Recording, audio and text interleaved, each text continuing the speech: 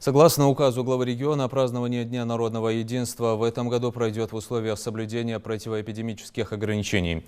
Концерт пройдет в формате видеотрансляции. Организаторы акции «Большой этнографический диктант» также отдали предпочтение дистанционному формату. План мероприятия также подвергся значительному сокращению. Состоится только основное мероприятие в Назране.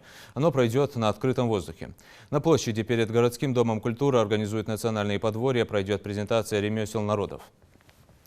Планируется также проведение ярмарки Ассоциации ремесленников Ингушетии. Автолюбители при поддержке Комитета по делам молодежи устроят праздничный автопробег по различным сельским поселениям Назрановского района. Все мероприятия, предполагающие скопление людей в закрытых пространствах, отменены или переведены в онлайн-формат. Несмотря на строгое соблюдение всех требований санитарной безопасности при организации и проведении утвержденных офлайн мероприятий, жителям старше 65 лет и лицам, страдающим хроническими заболеваниями, рекомендовано отказаться от их посещения.